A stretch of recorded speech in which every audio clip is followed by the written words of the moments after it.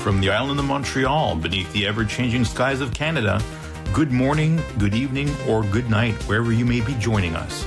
This is Whispering the Weather, where every cloud has a story, every storm leaves a legacy, and every forecast is the beginning of a conversation. Now here are Lise Macaulay, Melinda Beaucaire, and the Whisperer himself, Mark Sirois. Hey, everybody. Thank you for joining once again. We are back with Whispering the Weather after taking a few weeks off to enjoy the national holiday here in Quebec as well as Canada Day last week. And it's a great time to be back because we are going to be talking about the weather and the impact on horticulture and agriculture. So let me just get right into our agenda for today. Like I said, horticulture and agriculture with our guest, Phil Quinn from Quinn Farm. Then we'll jump into weather lore on the dog days of summer, which just started on the 3rd of July. And then we'll talk a little bit about the weather and history, some notable events from the last few years. So let's jump right into it. Topic of the week, horticulture, agriculture. So much weather going on right now with the heat and with the rain that we had before that and some flooding. And now we're almost getting into drought conditions, but we'll get some rain tomorrow. And so we're going up and down. It's an El Nino summer. So I want to introduce our guest here, Phil Quinn from Quinn Farm. And Phil, maybe you can start off by telling us a little bit about being a sixth-generation farmer up in Ile Perrot and what it's like to be running Quinn Farm, how it started, and a little bit about yourself. Yeah. Well, Mom and Dad started back in 82 from scratch. It was just open ground, and everything you see here on the farm here nowadays is all built by the Quinn family. Everything from the ground up. They started with two little simple crops, strawberries and sweet corn that are easy to get going, and everything else just mushroomed from there. Yeah, exploded.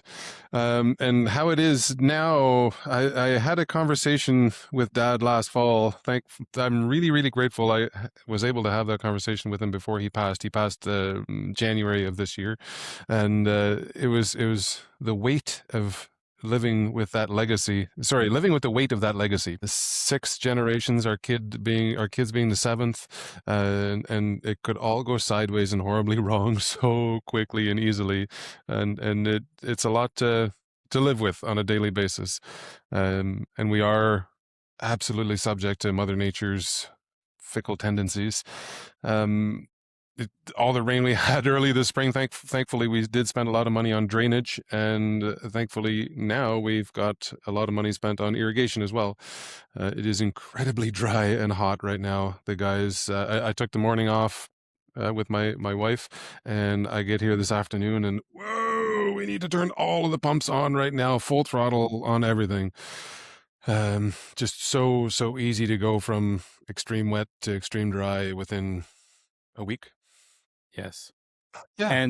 And so having your father sharing all of this knowledge and your grandparents as well, what would you say were the most important things that they left you with in terms of knowledge? Roll with the punches.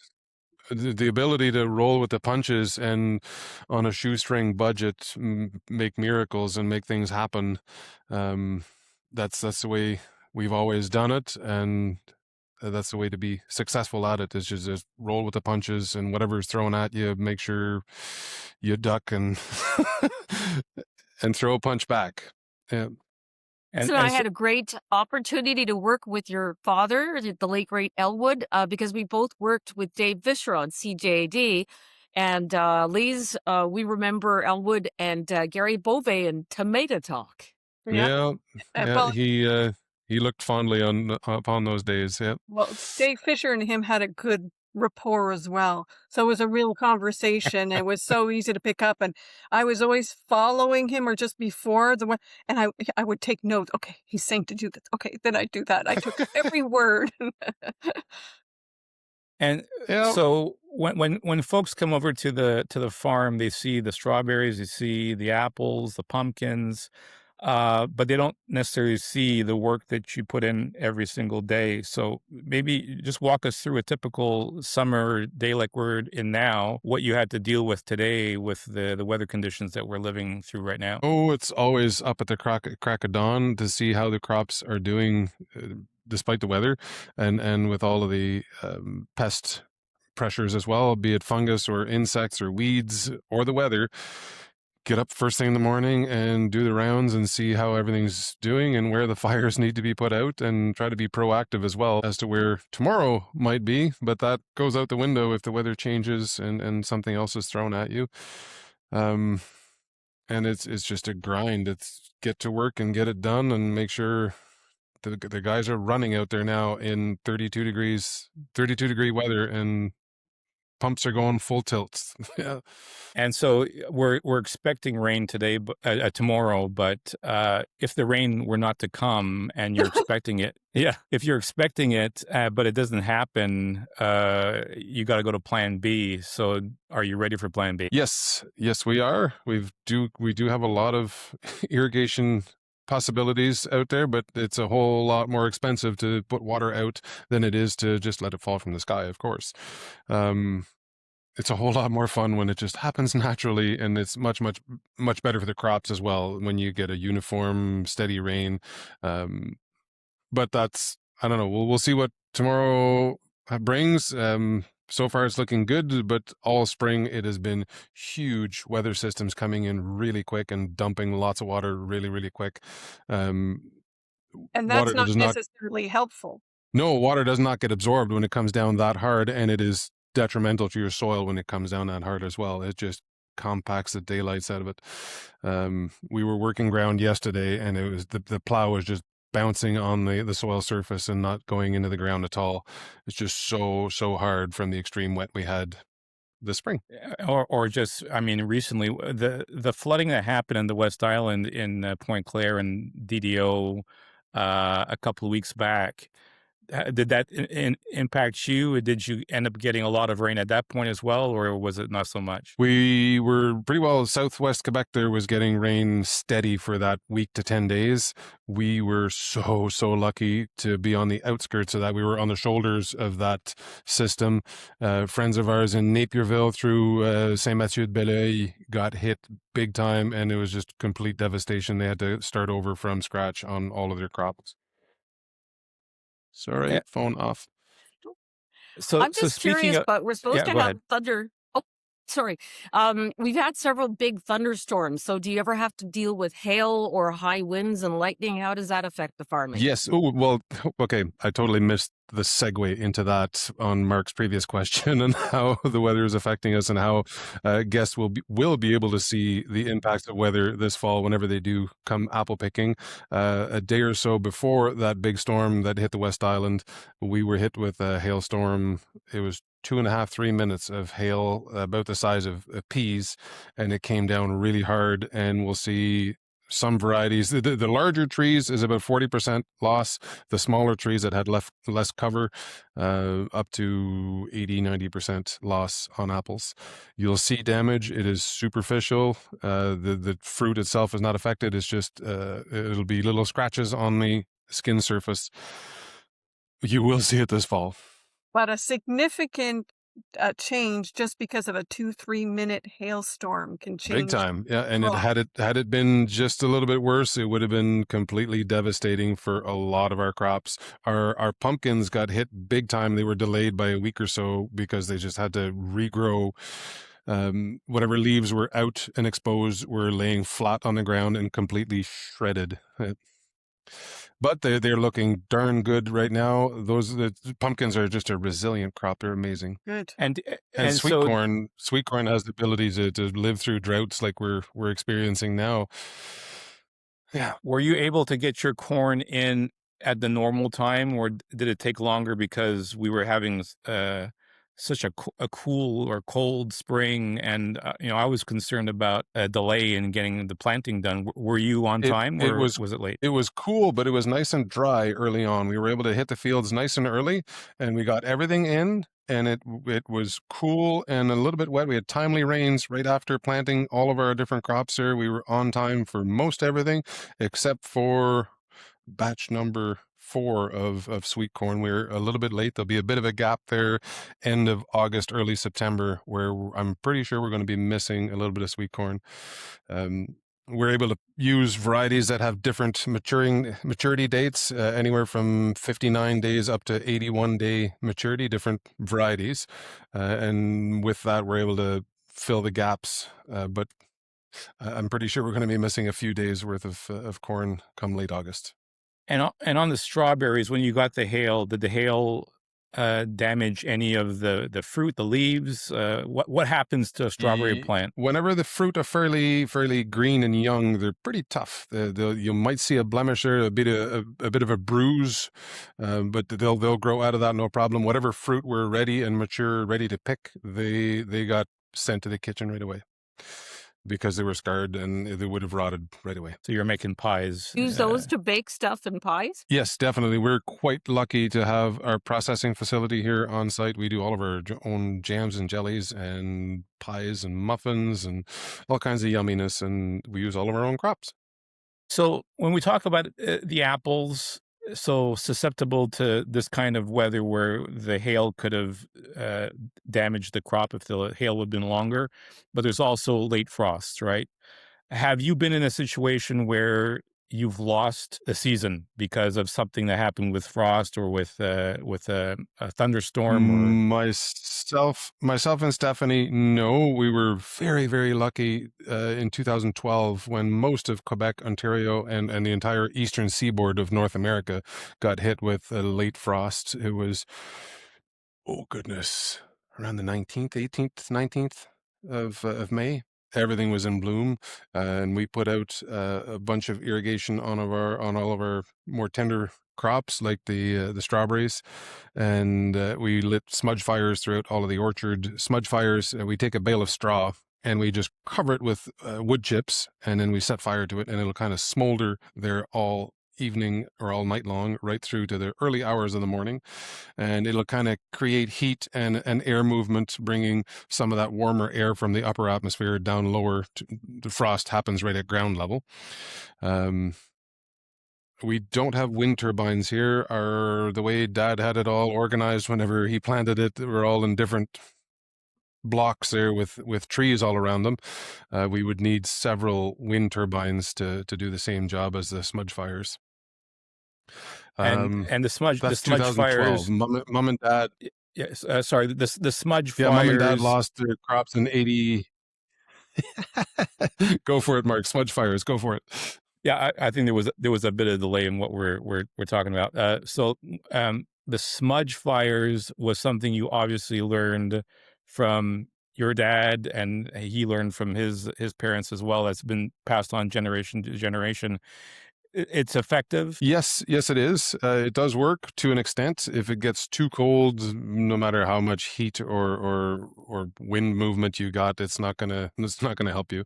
But 2012, we were lucky. It was down to -4 on the thermometer, and at that temperature, we would have experienced serious losses had we not lit the fires. Scary. 2023, we had a bit of an ice storm on the Easter weekend. Did that affect you at all? 2023, yes, we lit the generators.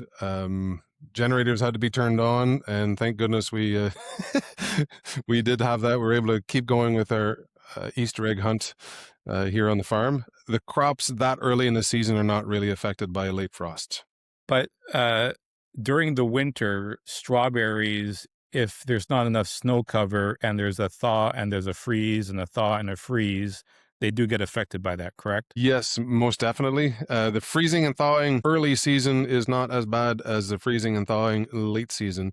As crops are going into dormancy, they are less affected by the ups and downs. And as the season progresses through late January, February, March, if we get extreme warm, extreme cold, that is when we experience losses. The same variation in temperature in November, if you go from +20 down to -18, will not affect the crops anywhere near as bad as the same temperature swing come February, March. Now, with the heat that we're experiencing now, for our listeners in our garden, the local backyard gardens, all this heat for tomato plants, is watering them too much problem, or could it be just because of the heat that they need all of that moisture in the soil? Oh, tomatoes, all of the Solanaceae family love the heat. They're a more tropical plant, they grow farther down south. So if you are watering them, watering overhead is a stress that whenever it is this hot. Water them from underneath. Ideally, use a trickle irrigation or go in there and sneak in right at the stem and just water the ground and not the plant itself. And that way you're not going to stress it out too much. If you go in there with the hose and you're doing it overhead, it's a waste of water and you're stressing the plant out big time Right. doing that. Yeah. That's one of the changes that we've implemented, I guess, in the last 25, 30 years. Mom and Dad had started, and we've gone whole hog on it, is trickle irrigation. All of our strawberries, each individual row of strawberries on our farm has one line of irrigation under it, and we're doing all of our irrigating from underground. The water is going exactly where it needs to be. It's not being wasted. We're not causing more fungus pressure if you're wetting the foliage this time of year. If it's hot and humid, you're going to have a lot of fungus around. So we alleviate a lot of the fungus pressure by irrigating from underneath. A huge pressure right now for mildew. Powdery mildew loves the hot and humid weather. So your tomatoes, make sure that you got something on there to keep them from experiencing blight. And same thing on apples. We've been having to spray every at least once a week with a protectant there to keep the powdery mildew off them. We use And products like sulfur or copper, and as well as chemical fertilizers and pesticides as well. since we're talking about tomatoes, I'll just ask a question and I'll get back into spring. But um, the blossom end rot on a tomato normally caused by irregular watering, right? So it'll dry Right. out, it gets very wet, and so regardless of it being very wet or very dry, you want to make sure that the plants are in a constant level of water, not necessarily letting them dry out, correct? Right. Too little is detrimental. Too much is detrimental. There's a sweet spot there. Watering several times a day is better. The guys irrigated last night on all of our tomatoes, and they need to be doing it again tonight. We're doing it at least once a day, and we've got the plastic cover on the rows. And even with that, we're experiencing so much evaporation, a lot of water being used. So tomorrow, if the weather cooperates, we do get a little bit of rain. That'd be great. And with a tomato plant, if once you get to maturity and the you've got ripe tomatoes on the plant, if you hear about a big rain coming, you want to get those Yeah. off the plant as soon as possible before the rain comes, or else they split, correct? Yeah. Or if you're timely with your watering or your irrigation, that is less of an effect.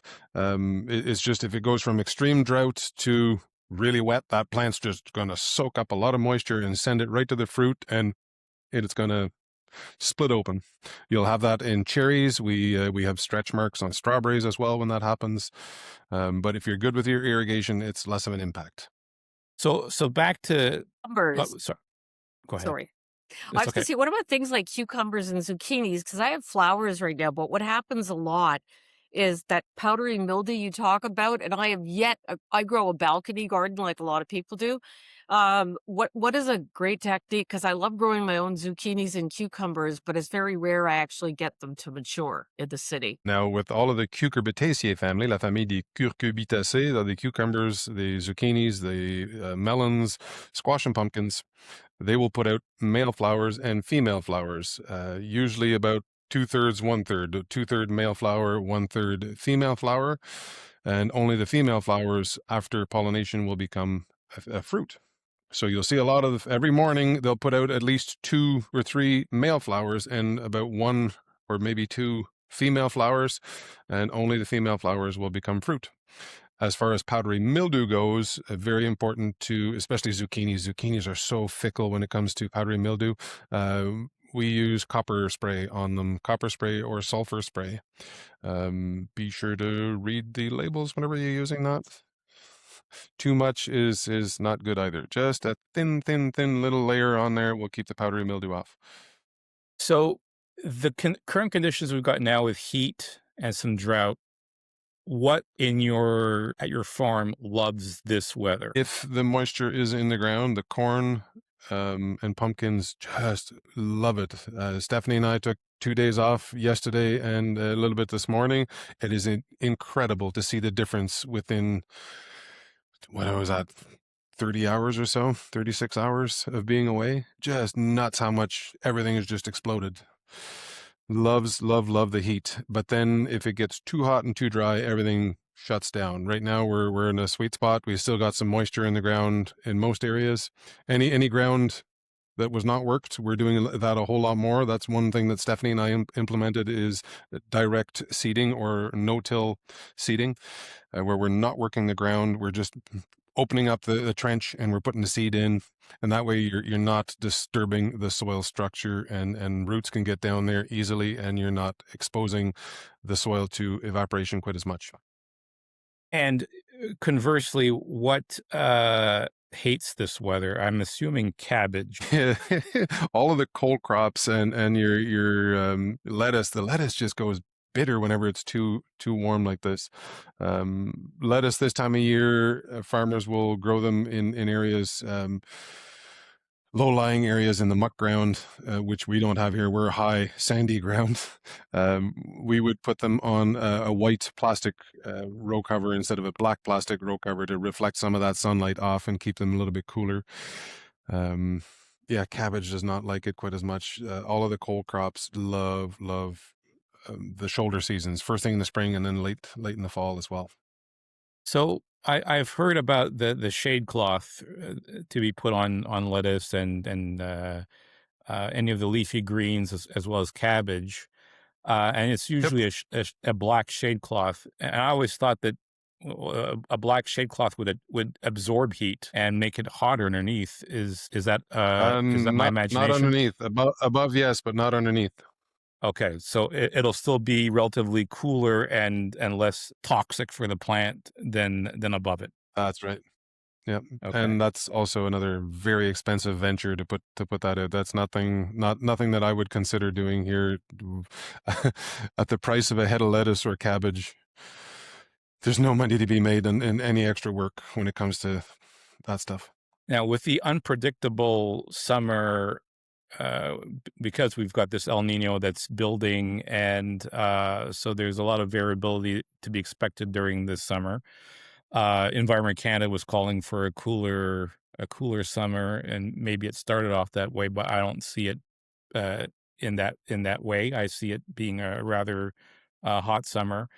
If we were to get another massive rain of 50, 60, 70 millimeters of rain, what would be your concern with a heavy rain that would last like 2, 3, 4 days? Not too concerned right now. Most of our planting is done. The only concern would be fungus pressure on all of our tender fruit.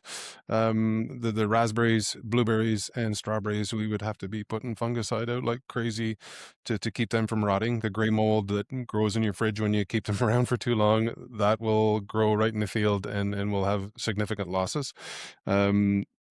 All of we've done a lot of working our ground and making sure that they shed water, keeping our ditches open, and drainage alongside irrigation as well, because we need to be ready for everything. Last summer was incredibly dry for us. We had the pumps going 24/7 for 2 months straight. So far this year, it's been great. Only the last week to 10 days or so, we've had to worry about water. And Every day is different. yeah, Every go ahead. day you have to, like you said at the beginning of this, you have to compensate for whatever happens. You're on your Yeah. toes all the time. There are different personalities, and I can go with the flow, and whatever you throw at me, I will try and roll with it. My wife is very A-type. She needs everything planned out, and if the day goes any different to what she's got planned out, it gets a little stressful for her. So she doesn't help out much for the field work. She, thank goodness, takes care of all the paperwork and all of the HR stuff for the business. But yeah, you gotta be one of those personalities that can take whatever's thrown at you. You have So, animals out there. I was really surprised when I went up to visit. You've got hogs and Too pigs. many animals. Dad had a bunch of animals left, right, and center, being boarded here and there, and we kind of consolidated everything. And oh my goodness, we're liquidating animals this summer. so speaking of that, so with animals, of course, you've got to not just think about how the plants are reacting to the weather, but the animals as well. How are your animals dealing with this particular stretch of weather? Gotta make sure they have water all the time. That's a no-brainer, but shade as well. And make sure that keep an eye on them all the time. It's the same as crops, or even more fickle than crops. We've got a few young lambs that had trouble this week and didn't make it through. Beginnings of pneumonia or something from the cool wet that we had beforehand, and then the heat came in and stressed them out, and they just didn't like it at all.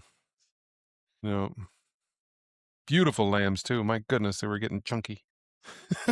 So in Il Pero, and I mean, you're there, so you'll know better than I will. But there's always been a discussion about at the entrance of the West Island that either the weather ends up going to the south or to the north, and somehow that area tends to avoid the biggest storms or the most violent storms.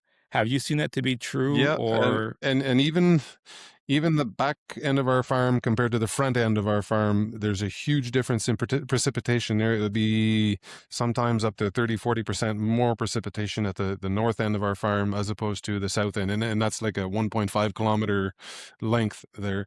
And we're at the junction of the St. Lawrence River and the Ottawa River, and the systems in the summertime usually come in on one or the other, and they'll kind of break off, and we'll be able to predict how the systems come in, and just looking at the skyline, we'll be able to figure out whether or not we're going to be hit by that storm. But this summer, the systems have been coming straight down from the north, and we've been having a real tough time judging where we're going to be hit. And sure enough, you'll see a system coming in, and it's going north of us, not a problem. And then boom, 20 minutes later, Right. we're soaked. And that's odd. It's odd, very odd. Don't often see that at all. Systems usually come in from the west for us. Right. It's been the past couple of storms have been storms coming in from the north to south, and Yep. that's why, and they're very concentrated in terms of their precipitation in a thin line, so they are much harder to predict where. Usually the bands of weather will be north to south and moving east. Yeah. Yeah. And this time the bands are north to south, but moving south. So whoever's under there is getting hit big time, and Exactly. it's different. I've never seen that. Yeah. You So see we it from talked time about to time, but it's very rare. Yeah, so we were talking earlier about funguses and fungal diseases. When it comes to bugs and disease, are you with the warmer weather that we've been seeing year after year? Are you seeing a propagation of new pests that you necessarily didn't see earlier on, or is it the same?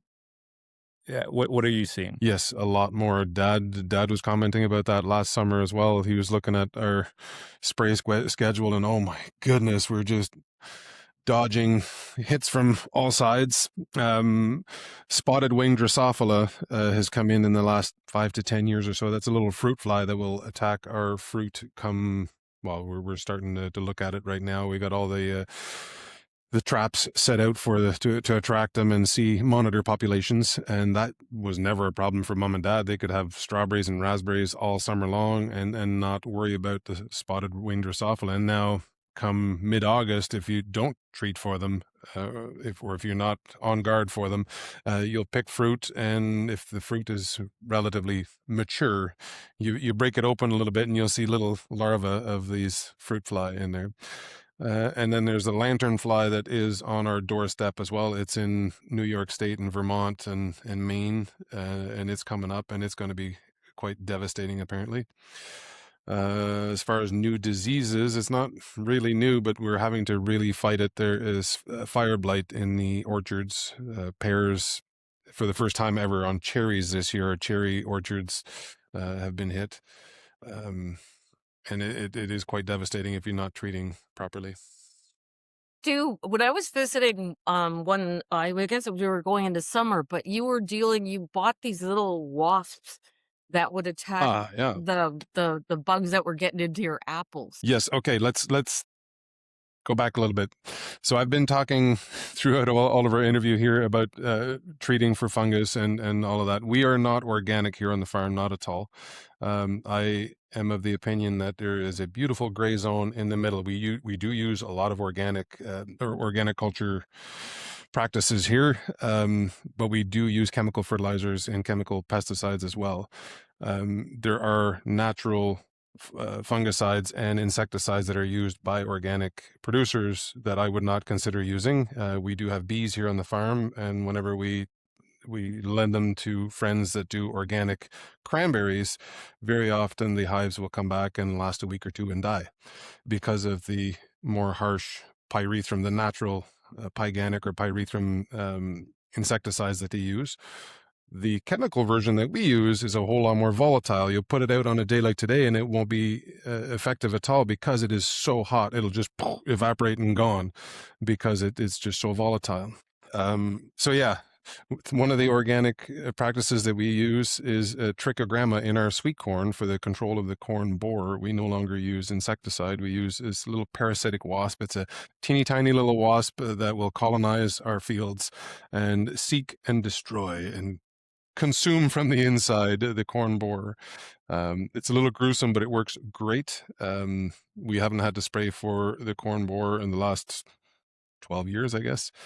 The first time we did it, I was not convinced. It was very, very expensive and very labor intensive to put these. It comes in a little matchbox size cartridge, and there's thousands of eggs of this little wasp in there, and we put them out thousands at a time, once a week, for about 8 weeks, I guess. Very expensive, and I was not convinced at first. But then we saw our honeybees foraging for pollen in our sweet corn, which is something I'd never seen before. One of the things that honeybees bring back to the hive to feed the brood is pollen, and they were just going absolutely wild on the pollen at the top of our corn plants. So from then on, we've been convinced, and we've been doing it. Pretty cool stuff. And with the bees, we do what's also called the sexual confusion for the codling moth and the dogwood borer. We'll put out little sexual pheromones or diffusers at every second tree in our orchard has a little diffuser on there, and the codling moth male can't find the female because he's really, really intent on this little diffuser that smells a lot like the female. If the female is not bred, she's not going to lay eggs, so we no longer have to spray for the codling moth in the orchard. Another cool thing that is done organically. Jokes to be made, but I'm staying quiet. I'm trying so bad to be politically correct here. You're doing very well. with the bees, when it comes to the weather, what type of weather would really be adverse to the bees? Again, big swings in temperature is not good for them. Bees are pretty resilient, though. You find them in desert areas, you find them in tropical areas, you used to find them quite naturally up here at the turn of the century. But with the varroa mite is a little parasite that will, the bees are devastated by this little varroa mite. But yeah, the swings in temperature, they'll roll with it.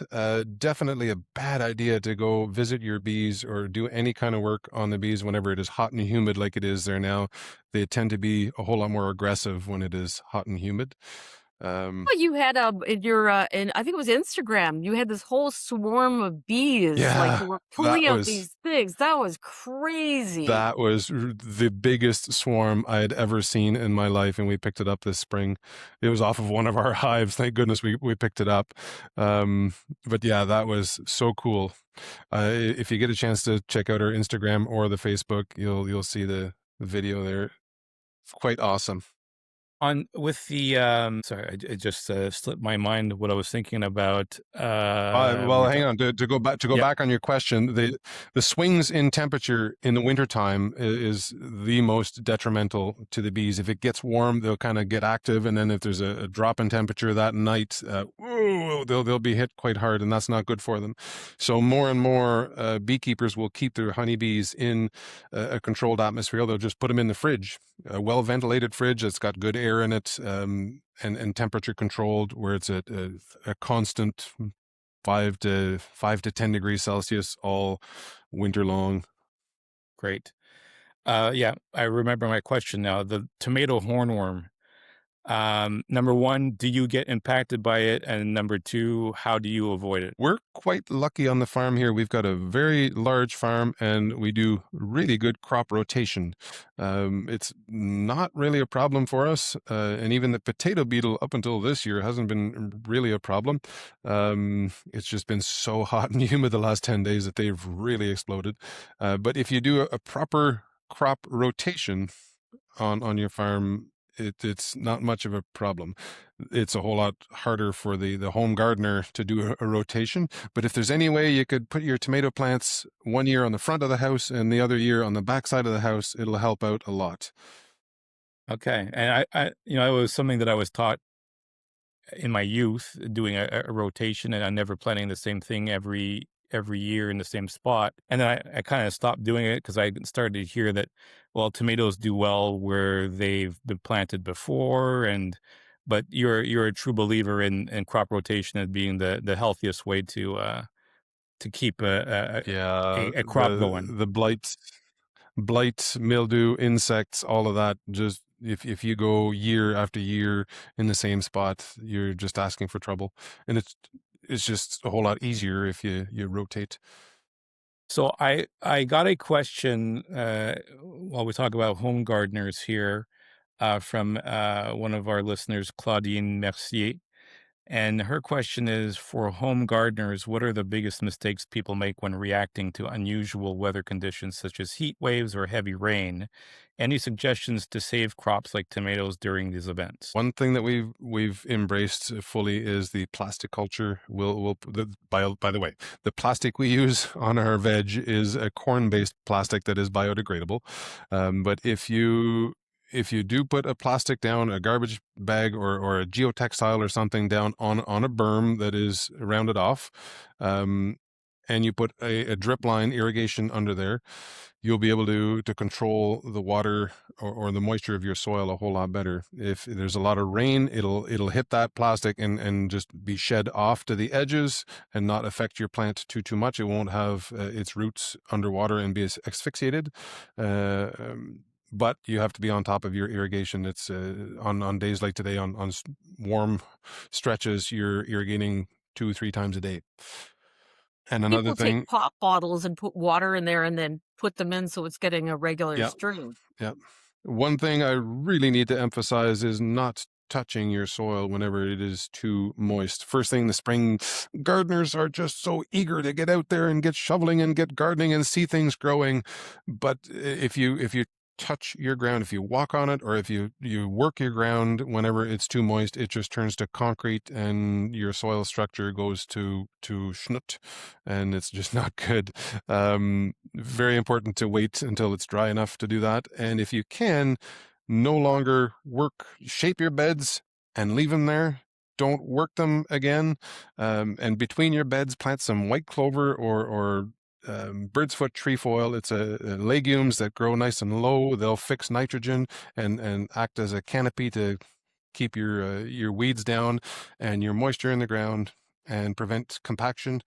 And if you're able to just work where the plant is going to be put in the ground and put it there and then walk away, You don't need to work the entire garden.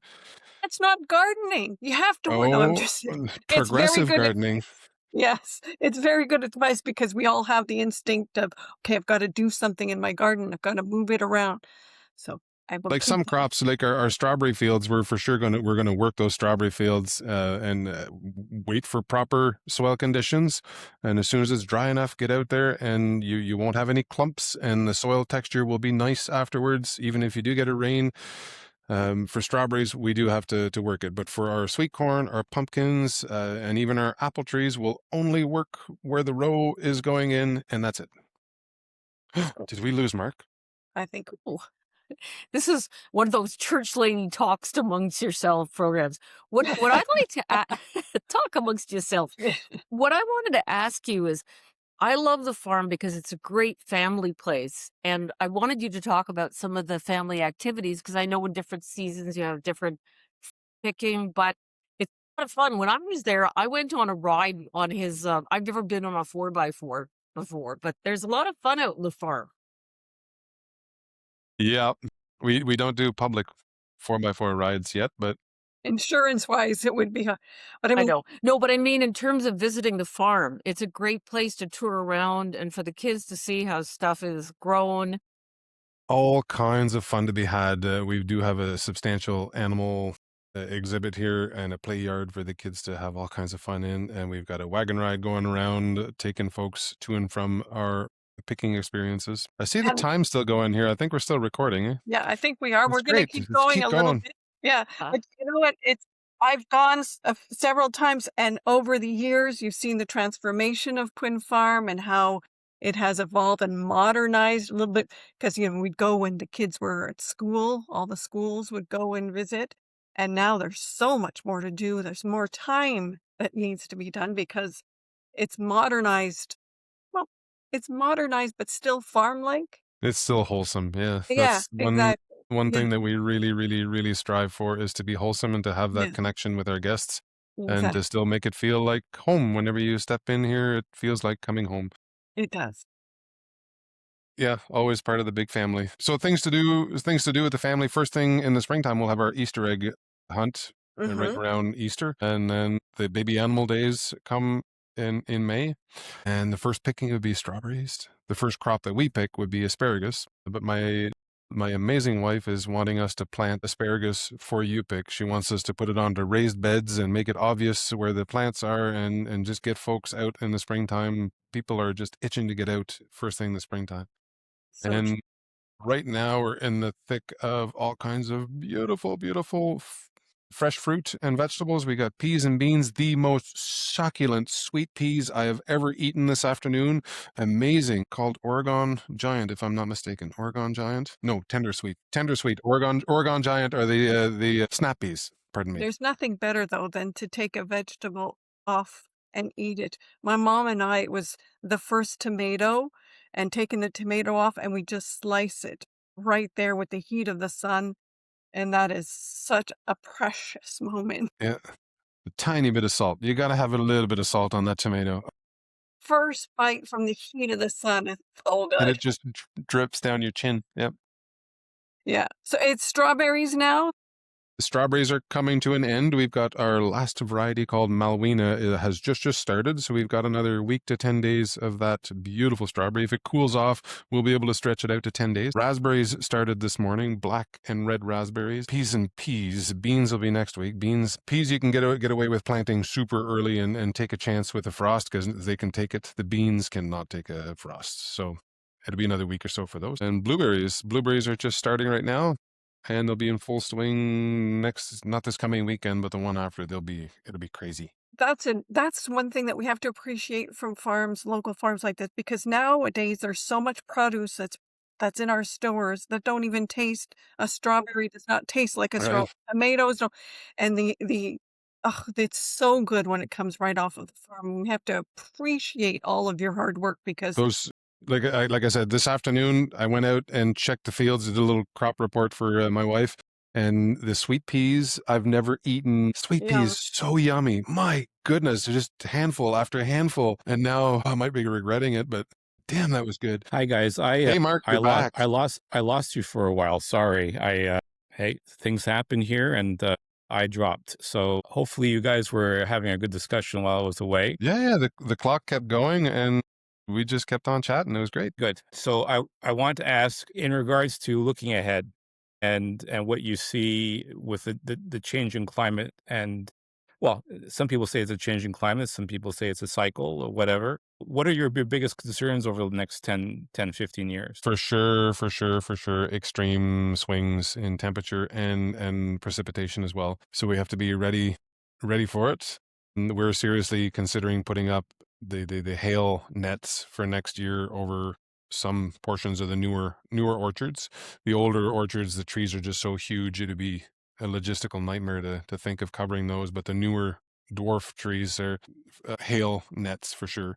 And irrigation, more and more irrigation, and same thing with the drainage, and make darn sure that our landscaping makes it so that the excess water gets shed off. Yeah, extremes, and yeah, more nasty bugs coming in from foreign countries. It's a reality of what we're doing. Exactly. Yeah. Hey, there's some nice blueberries.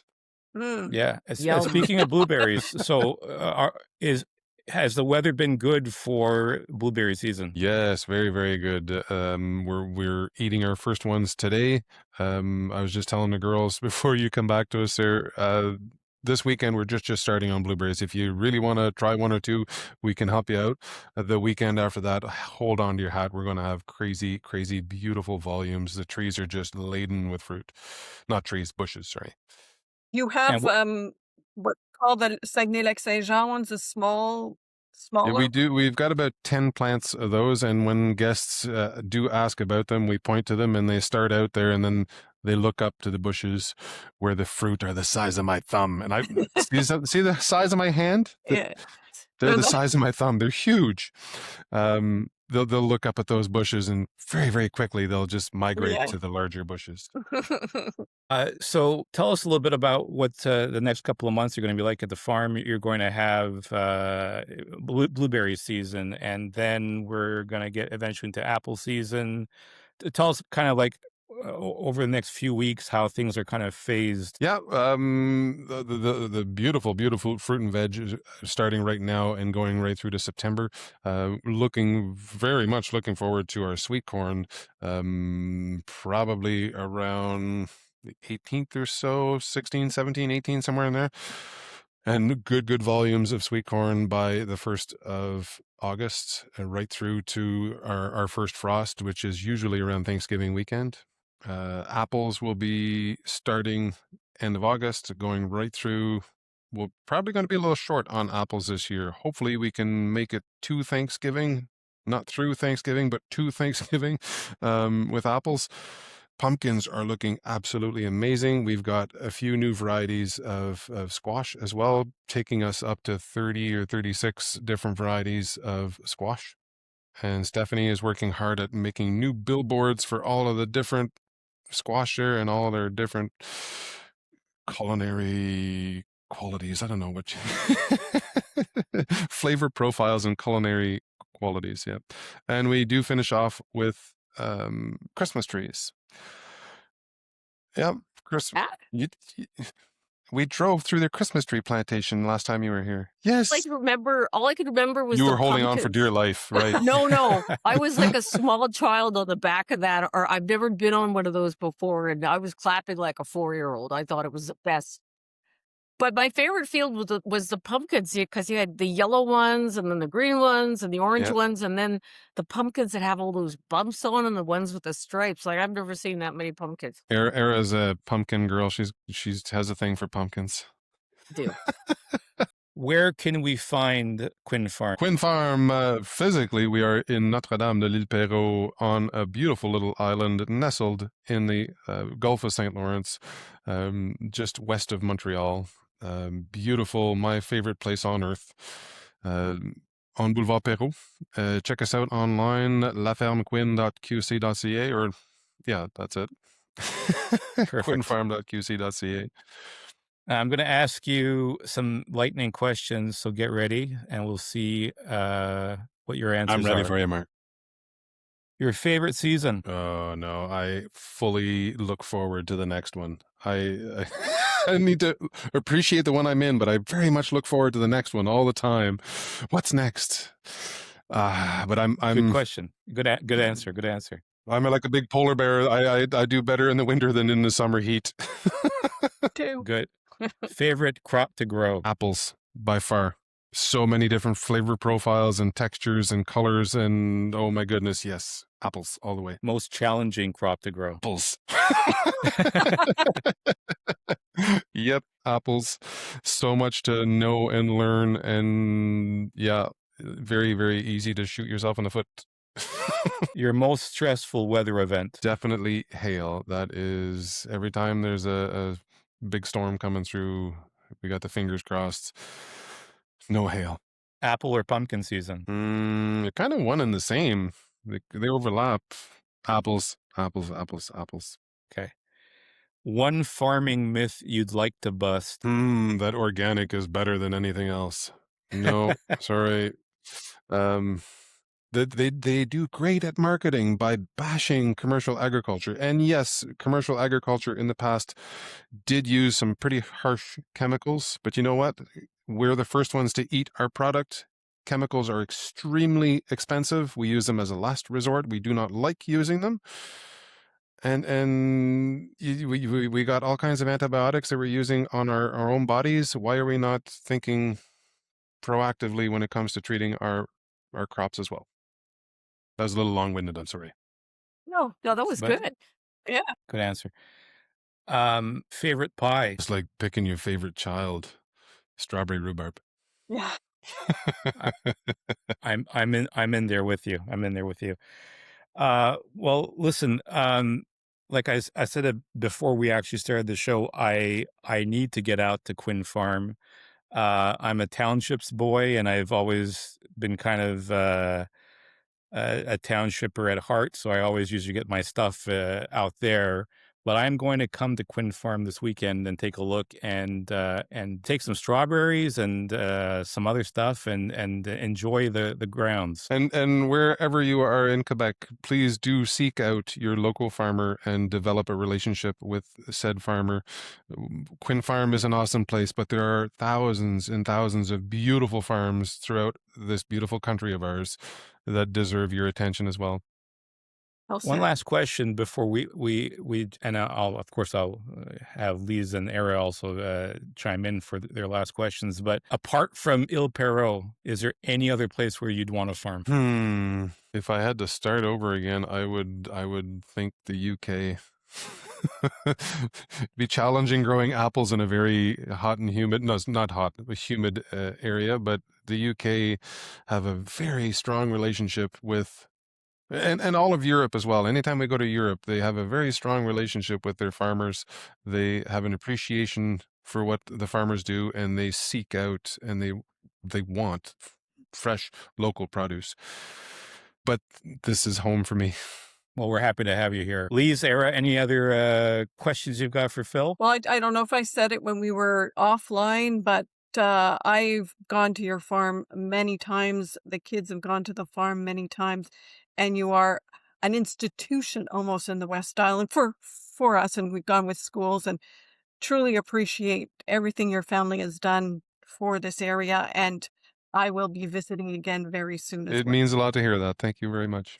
It's the when you're trying to put out fires here on the farm on a daily basis, we tend to forget that we're home to a lot of our guests. Yeah. Absolutely.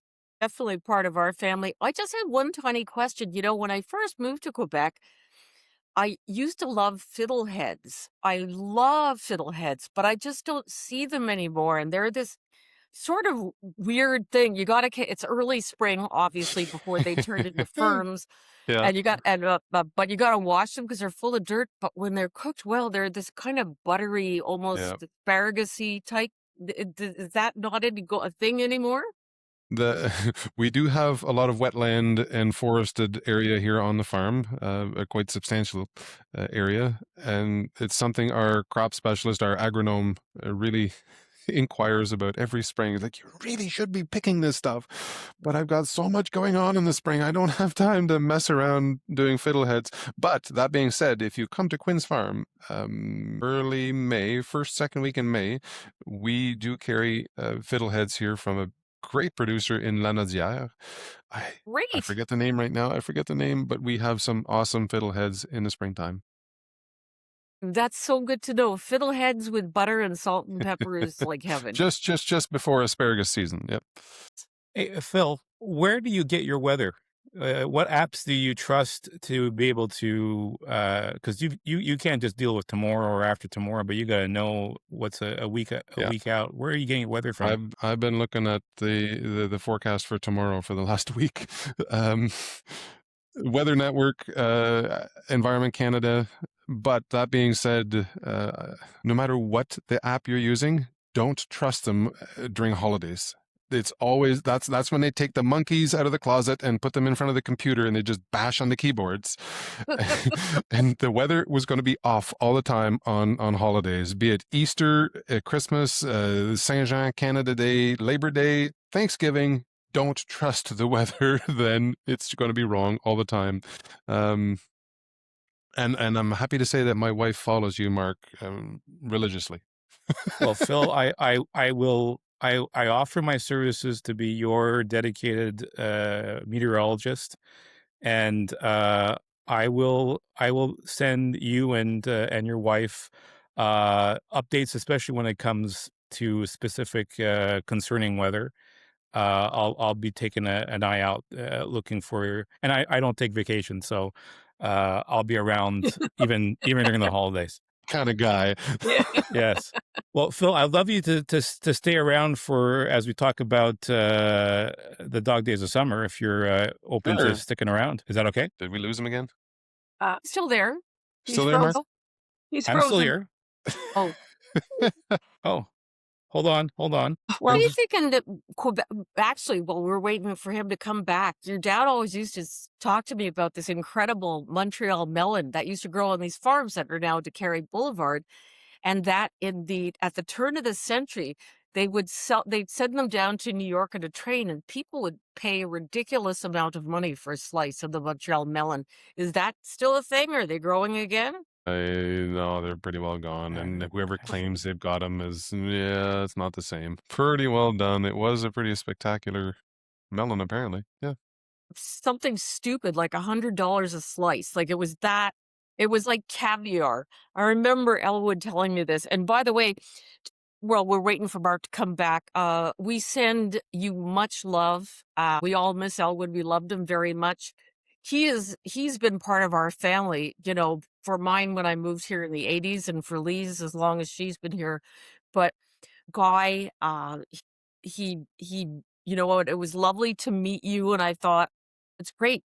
He raised you right, young man. Thank you. We love and we miss your dad, and we send you big love. Dad had high expectations, and we're meeting them. Yeah. Are your kids involved in the farm? Very much so, yes. 17 and 14. My 17-year-old woke up at 4:30 this morning to go to Central Market to pick up strawberries for the kitchen. We were going to be short a little bit of strawberries for the kitchen, and we have a friend at Central Market that's got way too many, so he had a good deal on us. And then he took a load of cows to St. Hyacinthe, some of Dad's cows, for an auction that's going on today. So 11 o'clock this morning, he had nearly 600 kilometers under his belt. Cow. Good Yeah. for him. At 17 years old, he got his full license last week, and he's got 2 food trucks going on right now, one with donuts and the other with poutine and burgers, and that's all my son. And he was scheduled to go to ag school to St. Hyacinthe at l'Institut de Technologie Agricole, but he is going to Pearson Institute, and he's going to go down the culinary route and try to up our culinary offerings here at the farm. How exciting is that? And our youngest Alex is big into the animals. He and Dad were kindred spirits, and sorry. He's keeping up with what your dad loved. That's nice. Yeah. That's very My nice. apologies, everybody, for my technical glitch, but I am back and I'm hopefully auditable here. And I just want to ask Phil to stick around for the discussion on the dog days of summer, if you're okay with that. Definitely. Great. And I So, love the term. That's the way it used to be coined, the dog days of summer. And now it's heat domes and oh my goodness. Yeah, keep it simple. Media has the weather has been sensationalized and I don't Yes. appreciate that. Yes. It's now polar Polar vortex. Vortex, yeah. And when the first time that we were using it on air, going, it's cold. Just cold air coming down. Come on, people. Doing Yeah. it for like since Forever. 40,000 years. so I see a fantastic slide on my screen saying the dog days of summer. Are you seeing the same thing, or are you still looking at Phil? Yes, we Okay. are. We're seeing Yep, Sirius. Mhm. All right. Because on my phone, I see Phil, and on my laptop, I see. Okay. So let's talk about the dog days of summer. So let's start off with, well, I think, Lise, you were going to talk about Yeah. this particular slide here. Well, the dog days of summer is basically from July 3rd around, and then it goes into August 11th when that heat builds in and it sticks around because, of course, it heats up prior to that. We do get hot days, but when it is now entrenched into our area, so that's why we call it the dog days of summer, and it's moist and it's humid and it is uncomfortable. Just think where I stand on this heat and humidity situation. And while many people think that it's just a dog day, it's named after a star, Sirius star, that in ancient times they thought that that was the beginning of summer. That's not necessarily true, but that's what we call the dog days of summer during this period of time. Is actually the timing is remarkable. Sirius returns to the morning sky just as our atmosphere reaches its peak summer warmth. And Sirius, here he is right there. He's the brightest star in Earth's night sky. He belongs to the constellation Canis Major, or the Great Dog. Why it's often called the Dog Star. And it's located 8.6 light years away, and it's nearly twice the mass of our sun, which is pretty big. And for thousands of years, civilizations across the world watched Sirius carefully because its appearance marked important seasonal changes. And so there's something called the heliacal rising. And so Sirius disappears from our sight because it's too close to the sun at a certain point of the year, usually in spring. And it disappears from our sight, and it starts to make its appearance, its heliacal rise off of the horizon at dawn is when you first see it around the 3rd of July. So when ancient people saw this appear in the sky and it was hot weather, they thought that this particular star, Sirius, the dog, was what was causing the heat because it was so bright. So that's kind of where it disappears to and where it reappears, and we call that the heliacal rising. Whoops! I just went far ahead. Go ahead with your discussion. So the Sirius star, of course, is comes from ancient times and from ancient Egyptians, and Sirius wasn't just another bright star for them; it was their way of forecasting, if you will. It returns that it was in the dawn sky. The annual flooding was going to start once they start seeing that star in the sky, and that meant that irrigation was going to happen and that it would be good for the crop. So even though they're calling it that the flooding was going to come, but in ancient Egypt, it was their way of forecasting that this will be the time that we can start planting crops and that things will start to grow. Sweet little star became a symbol of life, prosperity, and renewal, and even played an important role in the Egyptian calendar. Now, the Romans saw things differently. They believed Sirius and the sun combined their heat during the hottest weeks of the summer. They blamed this period for droughts, crop failures, fevers, and oppressive heat. Lise would agree with that. We know that Sirius contributes virtually no heat to our Earth, and our seasons are controlled by Earth's tilt, the length of daylight, and the angle of the sun, not by distant stars. And Lise, I'm going to have you tell the difference between meteorological spring and tropical spring? Well, depends on the heat that comes in, right? Of course, into our region, and it gets very, very hot. And the meteorologists usually call it a seasonal lag because even though spring starts, or summer starts rather, in June, the actual heat only arrives a little bit later. It needs to heat up, and that's what I mentioned earlier, where we've got the warm air that is finally built into our region, and that's what we call uh, the summer heat, or the dog days, as we used to say. Astronomical spring is obviously, when we hit, the 21st, going into summer, it's when astronomical spring is when the days get longer. People always confuse them, but it's simple. If you think of meteorological spring, it's the warming or Hmm. getting colder. And astronomical is all about the increasing of the light or the waning of the light. Two former Weather Network girls. Exactly.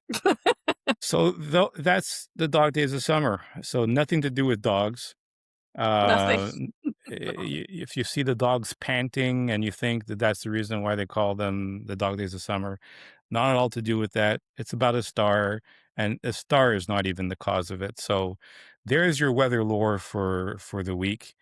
And now we get into this week in weather history, if I can keep this slide deck going properly. So who wants to talk about this? Because we were all around when this happened, July 14th, 1987, the Great Montreal Flood. This is a story that I speak of every year. My poor brother-in-law is terribly bored by it. But my sister and I, we were coming back from work, and we were both worked at Gillette, which was on DeCarry area, and we were able to circumvent the flood into Kerry. But once we reached the Trans-Canada near Côte Vertu, there was no passing. So we had to park on the side of the car. Then we had to get out of our car and walk through water with our shoes in our hands. It was like a whole big production. And we finished work around 5. We didn't get back to Kirkland at the time before 8 o'clock at night. It was a big thing, but it was quite the story because all weather systems arrived all at the same time, and it affected everybody differently.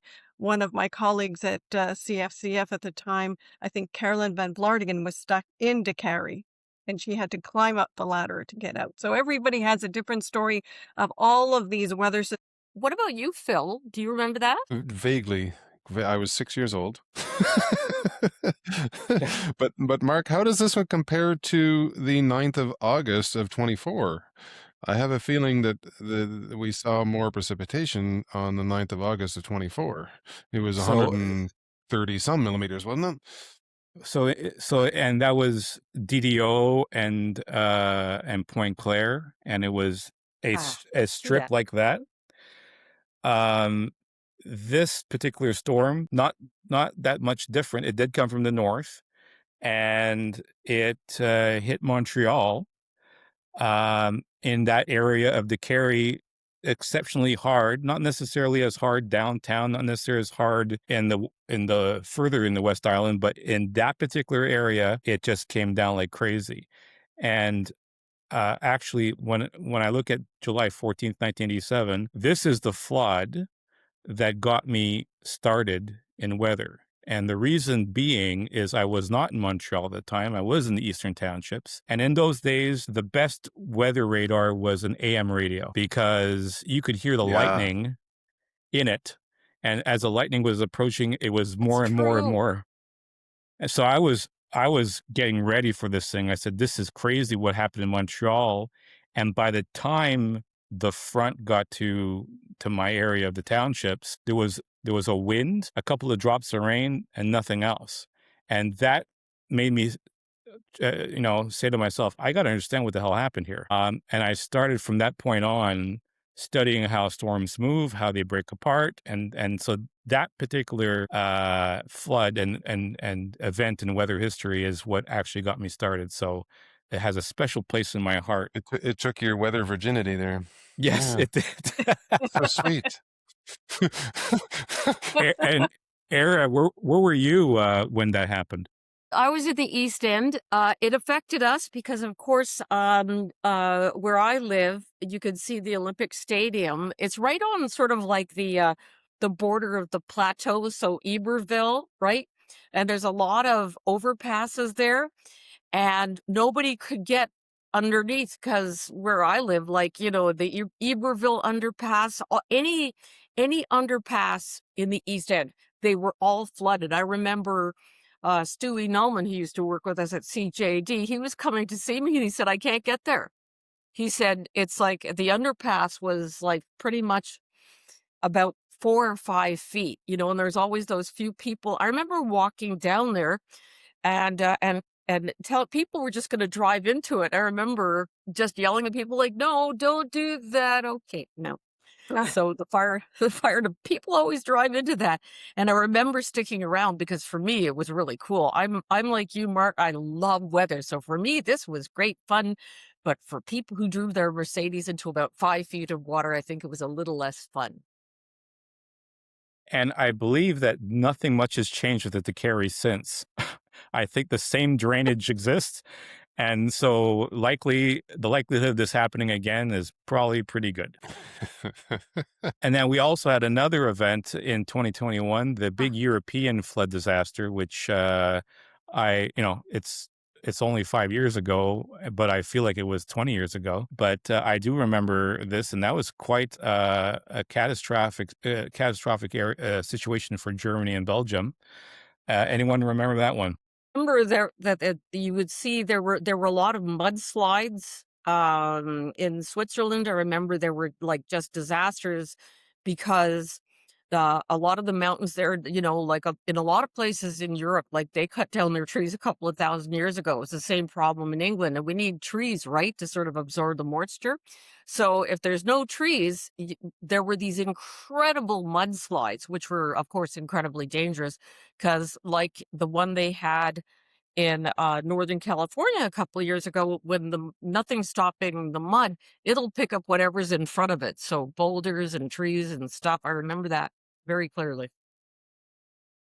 So, Phil, not to do with history here, but question for you. Tornadoes. Have you experienced a tornado warning in your area? And what was the worst wind situation that you've ever dealt with in your farm? No tornado warnings. Last week, though, we had an advisory go out for Eastern Ontario. That was a little freaky.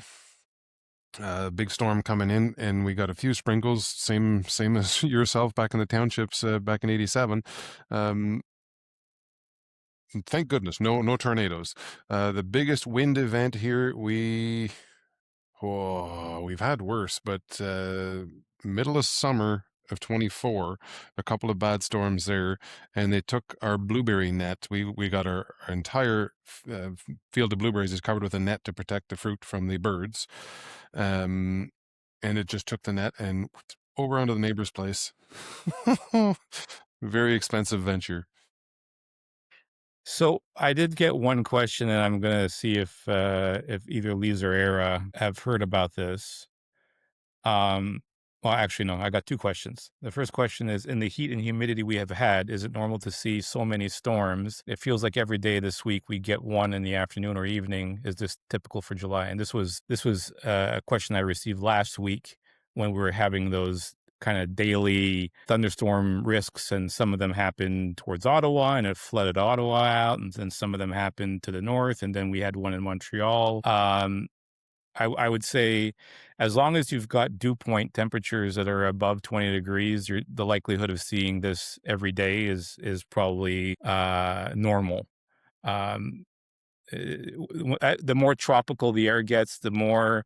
So always watch for dew point temperatures. If it's below 20, the likelihood is going to be less. 20 and above. Last week we were in the 23, 24, 25 degree dew points. That's tropical instability in the air. That's what it creates, and you see a lot of that stuff happening in the afternoon. So it's normal when you see very humid conditions. Yeah, it's just favorable for developments, and it doesn't have to be, it's not widespread. It could be just cells, but cells will develop, clouds will build, and yeah.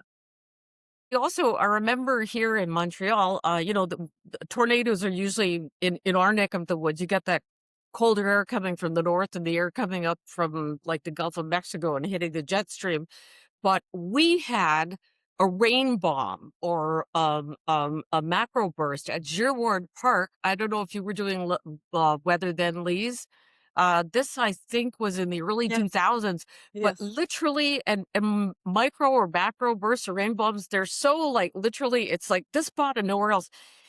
Girard Park is like, I don't know, maybe a square block, and it just literally flattened every tree in the park. And that is because you have all this humidity, and then a cold front hits it, and billions of tons of vapor turn into billions of tons of water, and that comes down, and the wind in front of that's about 140 miles an hour. I think a lot of First Nations called it the fist of God. She froze. I believe it. No, I'm still here. I'm still here. I'm just getting over the. Oh, did I freeze? No, Era froze. Okay. I didn't even notice. The fist of God had stopped her. Yes, the fist Right. of God stop you and me. So here's a question from Kai Matthews. Question, though not for the next show, which was they knew that this was going to be on gardening, but relevant to your profession. Have you seen the new film Pressure yet, about the forecasting that determined when and whether D-Day would happen? I just watched it. Has anyone seen this movie? I haven't. I have not. I've read about it. I really want to go see it because I love weather films. So It must be on a platform, one of the platforms. I will It look into came it. out. Yeah. Yeah, it only came out a few weeks back, but we could do a whole show on favorite weather movies. Yeah, Like true. there's like Twister. There is like what was that one? The Lise, you were Perfect talking- Storm. A Perfect Storm. So sad. Those huge nor'easters and But we'll The day have to look after as into well. this. it's true. Yes. So for you guys, if you've got questions to ask us, best place to do it, YouTube under this video, and just put your comments in there, or you can get us on Instagram, Facebook, or on my Patreon page as well. For those that are a part of Patreon, they know which page I'm talking about. But you can get us on all these different social media addresses here. Phil, listen, that was great. Loved having you here. And I think this will not be your last time, because we're probably going to want to talk to you. We're going to want to talk to you as the season evolves and we finish up an apple season and then get into the fall and talk about how to maybe close up your garden in the fall and some of your tips. Sure, that'd be great. You also do maple syrup, is that correct? We used to. It's just too much going on right now. I'll leave that up to the kids. If they want to do it, great. I'm gonna hang back on maple syrup. But when we get to maple season, we can bring you back on and ask you some questions about what to look for, what kind of Definitely. conditions. Yep. Yeah. Okay. Perfect. Well, listen, I thank you all for joining. I will end up cleaning this up because I dropped out and then some people froze and we'll get this thing. It'll be beautiful when it's done. So don't worry about it. Once again, Phil, thanks for your time. Era, Elise. We will see you all next week with another episode. What the topic will be, we will determine that in the next couple of days. Stay tuned. See you next Wednesday. Ciao, everybody. Take care.